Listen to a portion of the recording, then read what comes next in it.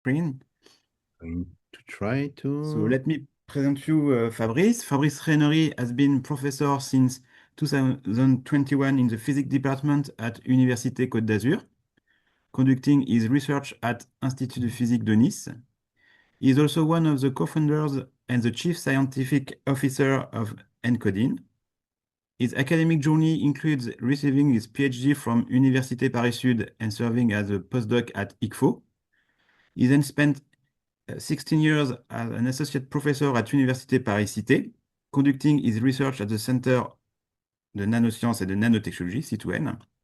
His current research interests are focused on the investigation of optical nonlinear interaction within semiconductor micro nanostructure and their exploitation for the achievement of optical functionalities using for data processing.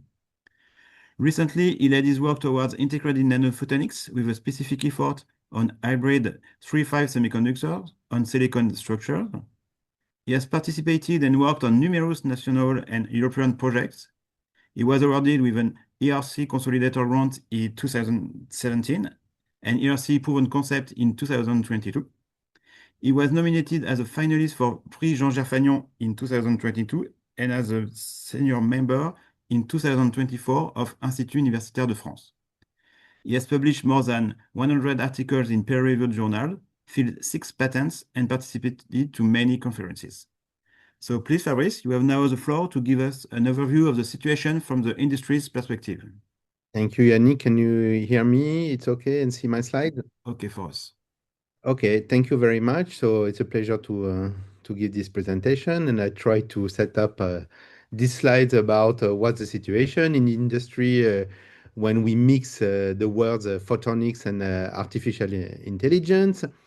And so if you just type on Google these two keywords, you can see that many companies will pop up actually, and like maybe like every month there are some new companies will appear doing trying to exploit photonics for AI, and but still you have some of them which are now quite large, such like these American companies, such like Light Matter, IR Labs, Celestial AI, Light Intelligence.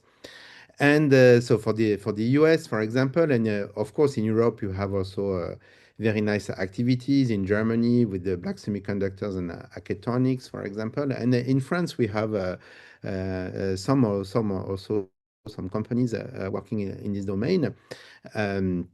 And what is very interesting right now, you can see also that extremely large companies are also focusing some work on using the photonics to enhance their AI system.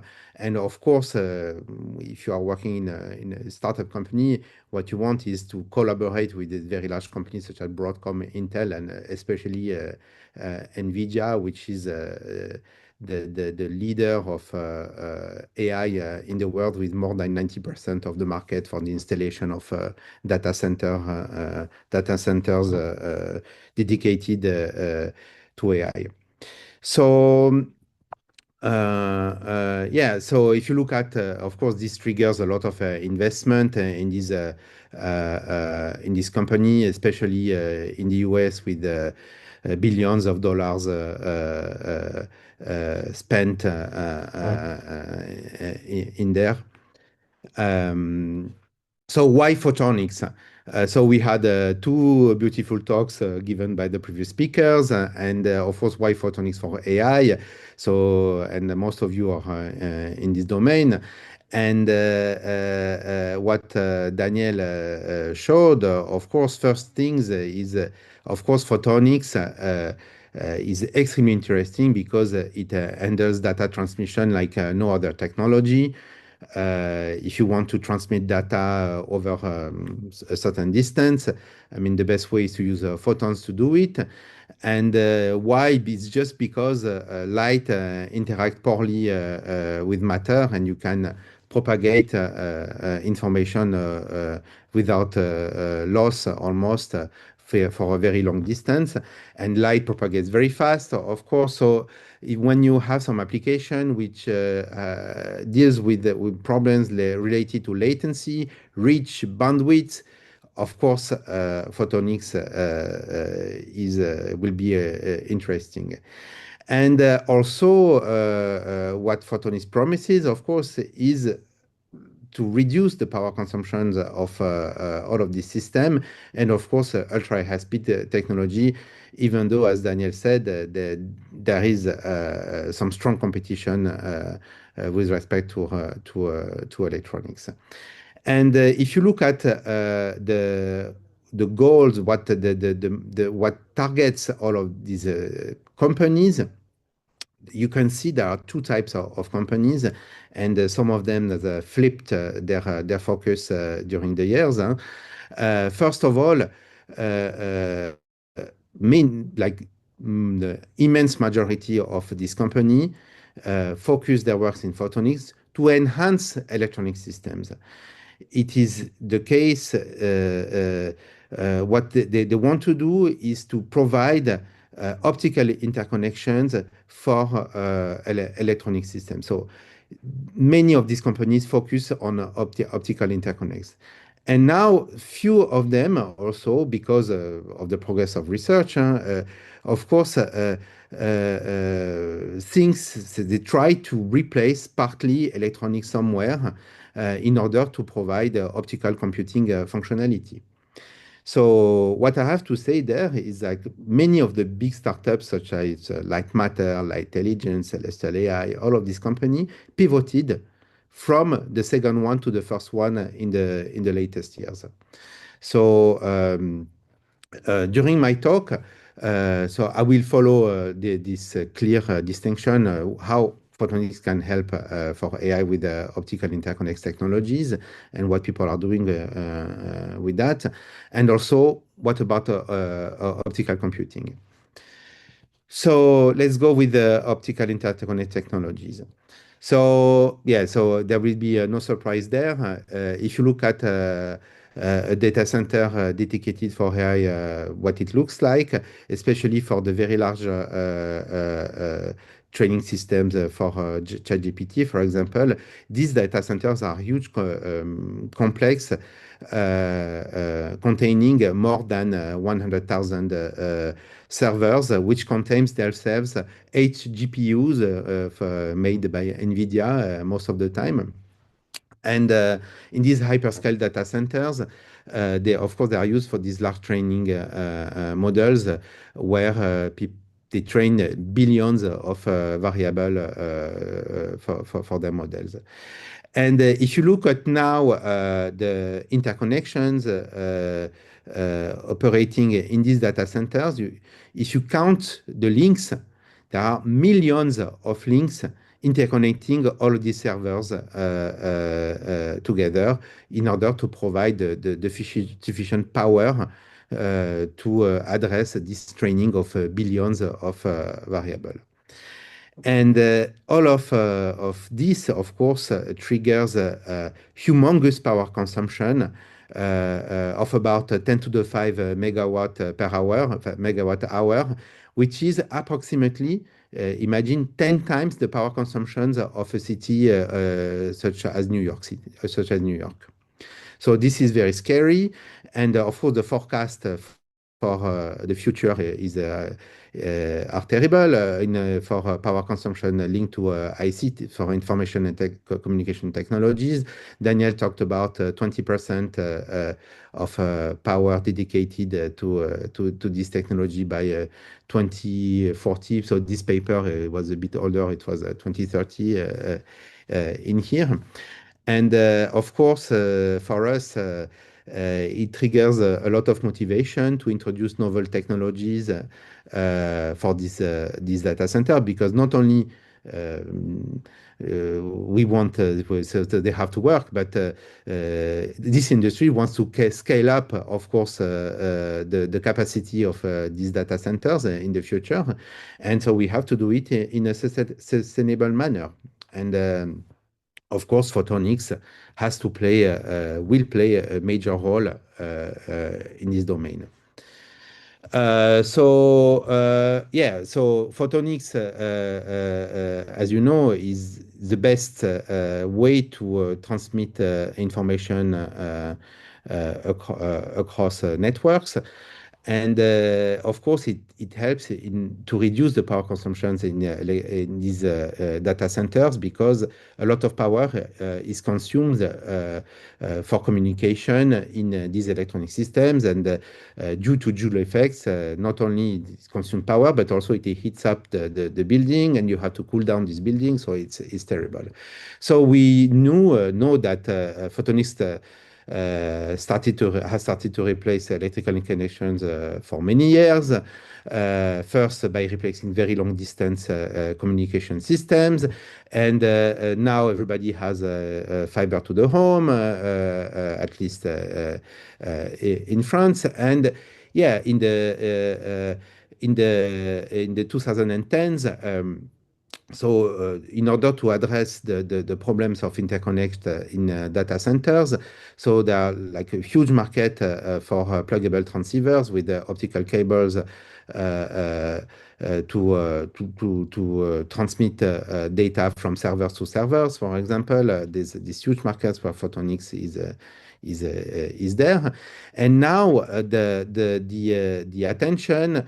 Of course, is directed towards shorter distance communication links, shorter and shorter. So right now, many of the companies that I showed in the beginning of my presentation addresses the problem of what's called co-packaged optics transceiver, where now it's not the servers that you are going to interconnect together, but you're going to interconnect processors or GPUs systems together, thanks to a packaging very close to electronics and even on electronics. So the idea is you will be able to interface this processor with optical fibers that are plugged directly with the electronics in order to enhance the capacity of these huge electronic systems. And the next frontier, of course, is not only to introduce links between what's called system in package, but also inside itself, these new processor systems, this system in package, in order to provide what's called die-to-die connectivity and address centimeter range communications inside the chip itself. So photonics will be in the future everywhere. This is what I believe for communication. And let me now show you a little bit of what's going on for first co-packaged optic transceivers. So this is what it looks like. As I told you, there's a chip system in package where the chips is made. And on the border of this processor, you will have some input and outputs that will be optically connected directly with optical fibers. So this time, it means that photonics and electronics are integrated together in the same package. So this is addressed by very, very large now startup companies, and we can cite also Scintille Photonics in France. And of course, NVIDIA is leading the way in there with some new products that has just been out now. And why people want to do this, of course, is to accelerate training and inference processes for AI models by enabling this faster communication between processors and diminish also the power consumption of all of this system. So why now this technology? Of course, it's a market pool need. It's a market pool market. Products. They are market pool because it is needed. But of course, this was prepared. It has been prepared for 20 years now with all the development on silicon photonics, and silicon photonics for this technology is a true game changer. Why? Because it allows the fabrication of these photonic devices into CMOS fab where electronics is made. And so why it is so important? Okay, it's not only because investment is already there, but it is important because the standard of fabrication are so high that they reach some reproducibility inside the chip and from wafer to wafer, which is extraordinary, and which will change forever, I believe, how photonics is made in terms of course, reproducibility and also reliability. And if you look at these technologies, so they are based on optical links. And to make an optical link, what you need, of course, is some functionality which allows conversion from electronics to optics, and also back from optics to electronics. And these are three important devices, components that are forming these circuits. So first of all, many of these approach for these interconnects are based on the use of electro-optical modulators, which convert electrical signal into the optical domain. And what is used, the most common way to do it now with silicon photonics is to use what is called a carrier depletion modulator. So this is here, for example, an example with a ring resonator, where basically you input some light into the waveguide, which is coupled to the resonator, and you change the refractive index of the silicon by applying a voltage onto this diode in order to change the transmission of the system. So this is a common way. You can use other types of configuration, such as Mach-Zehnder interferometers, of course. So the other important device is a photodetector. And now what is accessible in the CMOS is these germanium on silicon photodetectors, which are efficient and very fast. And also, what you need a source. So here I put an example of a hybrid laser, which is made onto silicon, but most of the approach for these co-packaged optics is based on the use of an external laser to the silicon chip. So what is very nice with the progress of technology, thanks to years of research in the academia, these devices work quite well, and they can provide ultra-fast electro-optical and optoelectronic conversion well beyond 40 gigahertz, which is needed for this co-packaged optic systems. And yes, if you look at some products linked to this co-packaged optics, so you can find some products offered by IR Labs, for example, which promise 1,000 time bandwidth density enhancement for the tenths of the power compared to electrical I/O. And of course, NVIDIA. And if you look at all of these products, they are based on the use of external lasers plugged in a silicon photonics chip, which contains modulators and photodetectors. And now I'm going to play this video from the latest product by NVIDIA on co-packaged optics, which is, as you will see, very impressive in terms of integration of photonic component. It's very, very impressive. Sorry for the sound. So you will see inside these co-packaged optics-based systems where they have silicon on insulator chips, which contains, as they say, which is able to go to 28 terabyte throughputs with 36 lasers. Okay, I let you read. It's simpler.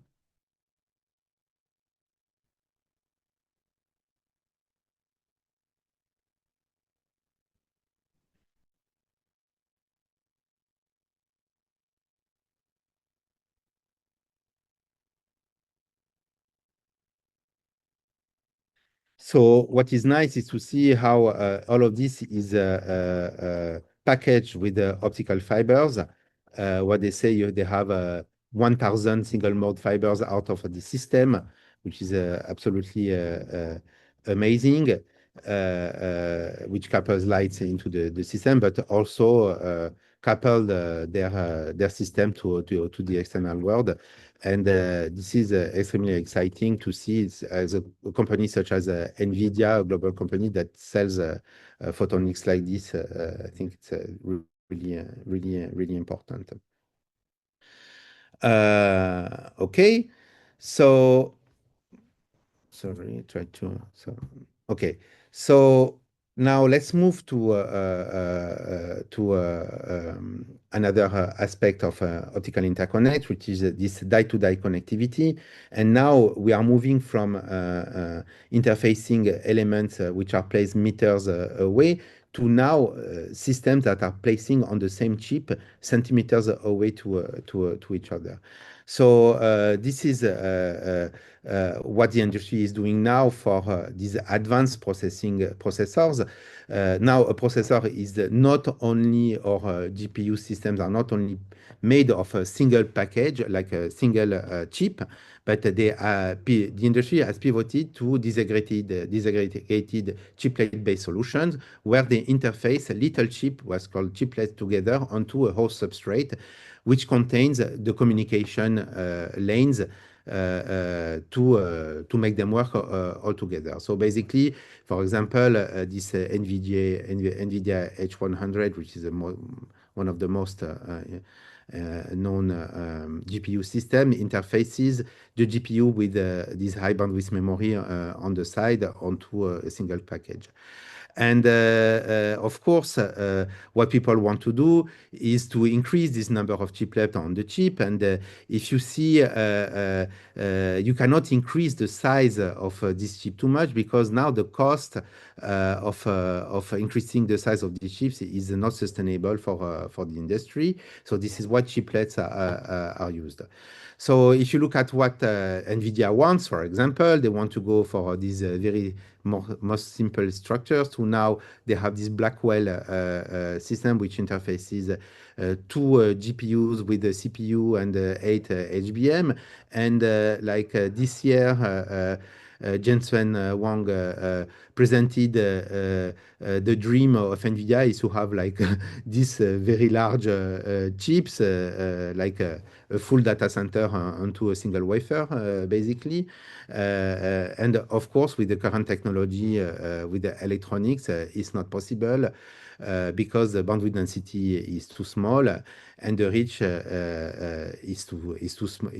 not enough with electronics, and the power consumption is too big.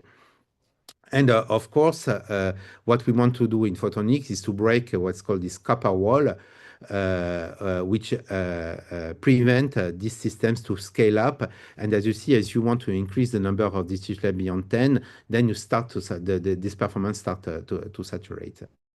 So with photonics, of course, we want to allow this scaling of super cheap performance.